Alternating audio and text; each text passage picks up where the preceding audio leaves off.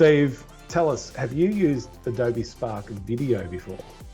Yeah, I've used Spark Video a few times. I'm not a particularly creative or design enthusiast, but I have found the tutorials and the kind of templates make it really straightforward to kind of grab my clips and get it the way that I want it to look. So I definitely have recommended it to staff who, like me, aren't experts, but want to get something done quickly and prettily, I suppose is a good word. Yeah, it's a great word. Adobe Spark Video, I still claim it that it's the simplest way to make a quality video story that features still images, moving images, music, transitions, titles, voiceovers, all without needing to know anything about video production. It's nothing like Premiere Pro, which is our highest level of our video editing solutions. And in between the two, there's Premiere Rush, which is a great solution if you want something a little bit more advanced. I wouldn't even call Spark Video a video editing solution. I would call it a video storytelling tool.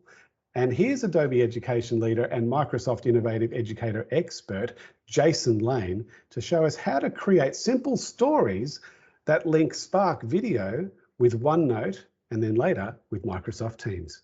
In this video, we're going to be embedding a Spark Video into a OneNote page.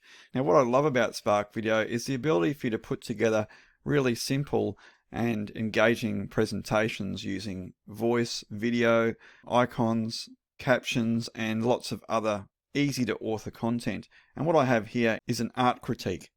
And I'll show you how easy it is to simply take this content from Spark Video and to put it straight into a OneNote page. So having created our presentation, we go to the share button at the top and we click on publish. Now the first time you do that, you'll be creating a publish link and it will take a little while for it to render and create that link. At the end of it, you'll see this copy option and we simply click this button and we've now got the link copied to the clipboard. We don't need to use any of these other button options below. I'm now going to go into my OneNote desktop app, and on this page I'm simply going to paste from the clipboard.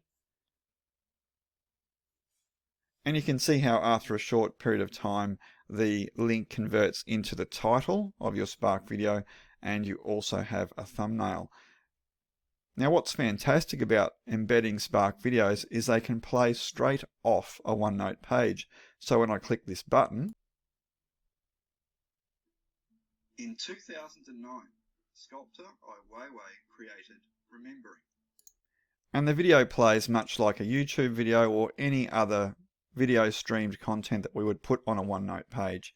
And that's how simple it is. We simply grab the link from Spark Video and we paste it straight into a OneNote page. And it's a great way to make your content more engaging and to inject creativity into your teaching and learning using OneNote and Adobe Spark. In this video, I'll be taking a Spark video and inserting it into a Microsoft Teams classroom space. I've already created my Spark video, so let's give it a quick preview. Minecraft meet Adobe Aero. First build something in Minecraft and then right click on the structure block. Then adjust some X, Y. So that's our video, and we now want to share this content into Microsoft Teams. So at the top we go into Share and we use the Publish option. When you create a Publish Share link, it will take some time to render the video content. So I've gone ahead and done that already. And underneath that, we're going to be using the Teams Share button. So I'll click on this. And this now takes us to the Share Dialog window. Here I'm going to be sharing it to a channel. So I'll quickly go into Microsoft Teams and I'll show you where I want this content to appear. So I've gone ahead and I've created a Minecraft 3D Models channel. I don't need to go down and click New Conversation. Instead, I can go back to the dialog window, Share to Microsoft Teams, and I can start typing in the name of the team or the channel.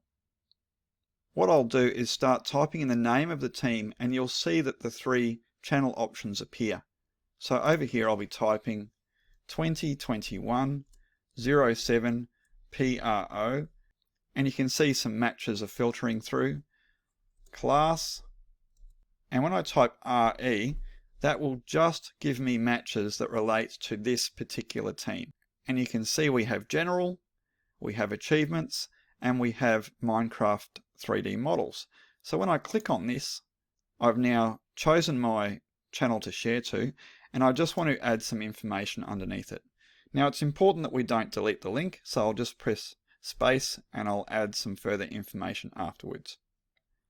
Now as soon as I click share, you'll be surprised to see how quickly the content appears in Teams. So I'll click the button now. Your link has been shared. I now close the window and it's already appeared here in the space. When students click on the video link, whether it be in the thumbnail area or at the top, it will take them to a web browser window, and this is where the content will load. Underneath that, we simply have the appreciate button and other share options.